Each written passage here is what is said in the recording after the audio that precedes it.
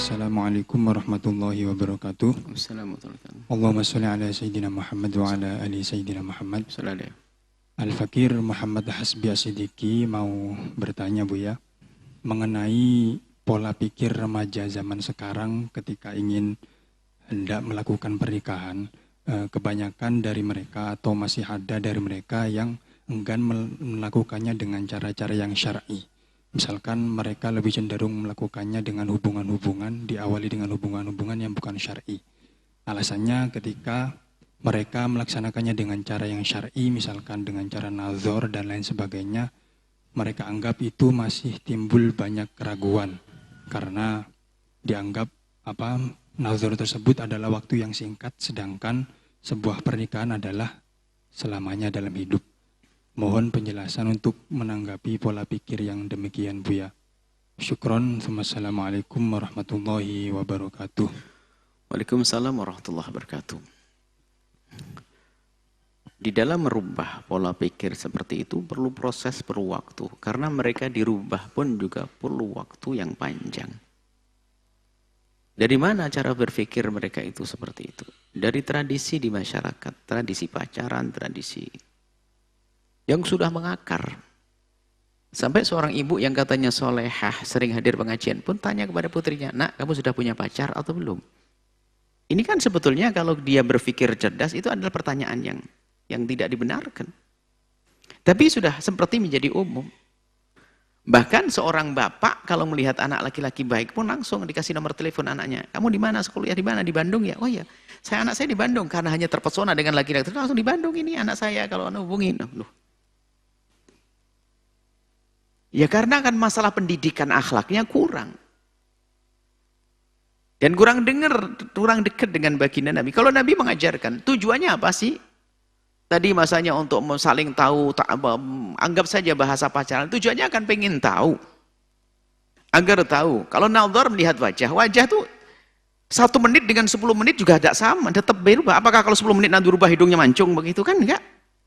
Matanya tetap saja sama. Kalau nazar itu ya sama, enggak akan berubah. Yang perlu diketahui adalah masalah perilaku, akhlak dan seterusnya. Nah kalau permasalahan kalau wajah, disunnahkan kita melihat wajah. Wajah menampakkan parasnya, kecantikannya atau kedampanannya, kemudian tangan itu bertanya tangannya seperti apa, hanya dianjurkan melihat. Dianjurkan. Melihat itu dianjurkan.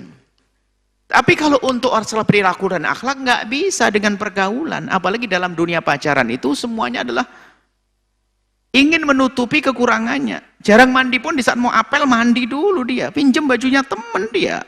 Setrikanya licin pinjeman dia. Motor pinjeman. Duit ngutang dia. Kalau pacaran begitu. Nggak bisa. Tapi kalau ingin tahu hakikatnya Nabi mengajarkan. Kalau engkau laki-laki pengen tahu hakikatnya perempuan. Bagaimana? Kirim adik perempuanmu. Bibikmu. Orang yang kau kenali duduk.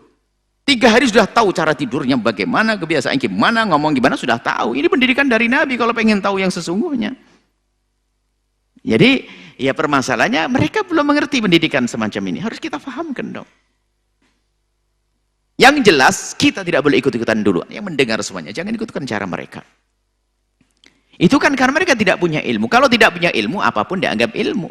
Seperti orang yang lagi dah hanyut, mereka akan memegang rumput pun jadi pegangan. Apalagi ustadznya setiap hari nonton Ustadz As-Sinetron. Nah ini kacau tambahan. Anak kecil SD, anak kecil sudah pada pacaran dan sebagainya. Kemudian temennya juga begitu. Lo punya pacar enggak? Oh dia titip salam sama kamu. No. Terus begitu lah. Ini kan budaya-budaya yang merusak. Makanya kita merubahnya juga perlu perlahan. Dimulai dari diri kita, keluarga kita, anak-anak kita terus. Pandang mereka dengan cinta dan kasih sayang. Kalau langkah itu salah. Mungkin ada berkata, tapi dengan cara syar'i pun ada yang bercerai. Lalu yang pacaran nggak ada yang cerai. Kadang-kadang ini kambing hitam. Kadang-kadang kesalahan dinisbatkan kepada yang baik-baik. Yang pacaran pun ternyata 2 hari berantem. Waktu pacaran asik, 5 tahun pacaran. Menikah seminggu cerai, ada kok. Ada lagi orang mengatakan, kalau kamu kuper itu nggak dapat pasangan nanti, perempuan kok di kamar, di rumah tok nggak dapat suami. Itu ada yang perempuan hidupnya keluar siang malam, nggak nikah-nikah sampai tua juga ada kok. Ini kenapa kok kebaikan selalu jadi kambing hitam ini? Akhlak Nabi, akhlak diajarkan Nabi. Coba ada enggak perempuan yang biasa keluar bergaul sana sini nggak menikah sampai tua, ada atau tidak? Ada juga. Karena memang itu masalah nasib jodoh dari Allah. Oh, kenalannya laki-laki banyak, nggak nikah-nikah juga ada kok. Laki-laki kenalannya perempuan banyak, nggak nikah juga ada kok. Lah kok disalahkan orang yang mencoba menghormati dirinya di rumahnya lo bahkan yang ngolok kadang ibunya. Sudahlah makanya kamu di rumah terus, gak ada yang kenal, makanya nggak ada yang mau nikah sama kamu. Oh, salah. Orang hebat akan mencari orang-orang sembunyi seperti itu. Dia akan dengar, oh Pak ini Fulan punya anak di rumah. Oh nggak pernah keluar, nggak pernah keluar. Yang benar, ya saya boleh lihat wajahnya. Jarang keluar, sudah tolong. Oh, malah dicari oleh orang baik.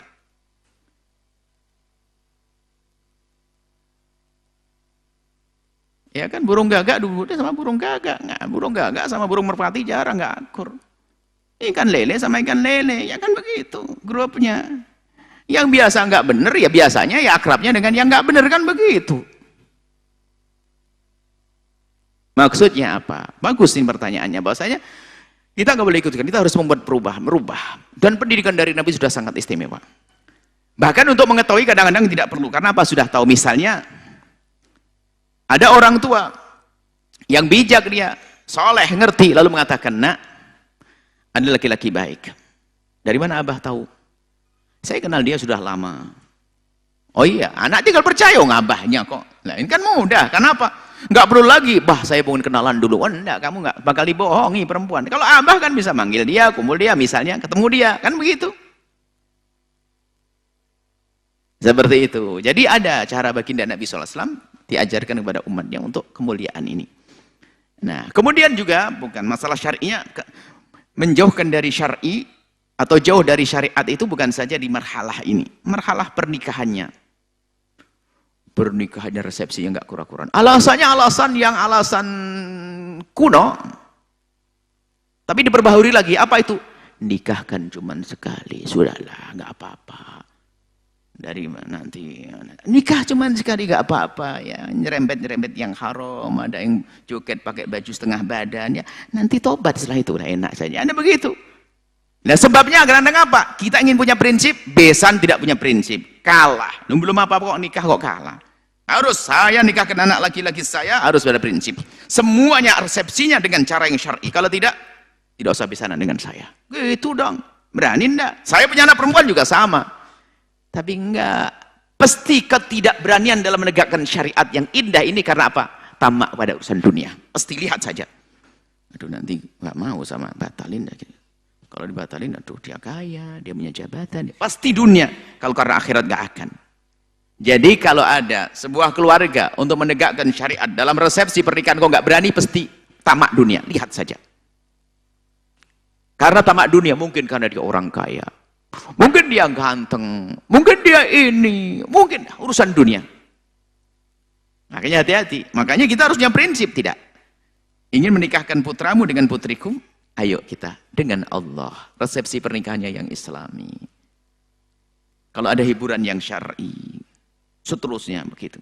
Ini bisa, kita harus buat perubahan di sini. Ini tugas bersama. Paling tidak ibda binafsik, kita mulai dari diri kita sendiri.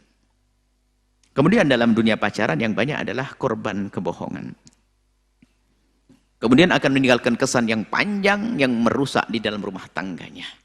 Karena cintanya bersamanya, rupanya hidupnya dengan yang lainnya. Sepanjang hidupnya akan terganggu. Alangkah banyaknya kebodohan orang hidupnya sudah dengan suami yang baik, suami yang secara zahir soleh, ganteng, baik, dengan rezeki yang cukup. Ternyata gara-gara reuni di umur ke-60, dia menoleh kepada teman lamanya, sama-sama kakek dan nenek 60 tahun. Ini ada.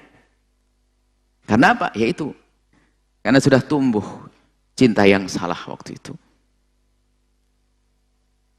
Dan kita juga ingin menghadirkan ilmu-ilmu bercinta yang diajarkan Nabi ya. Tahun ini tidak ada. Biasanya kita adakan di beberapa kampus untuk bagaimana mencintai, bagaimana mencari pasangan, bagaimana menjaga hati, bagaimana itu perlu ilmu yang dihadirkan untuk anak-anak kita. Karena bicara yang paling indah bicara cinta. Kalimat yang paling indah di dunia ini ya cinta. Biarpun yang tidak pernah merasakan cinta menganggap cinta itu indah. Wallahu a'lam.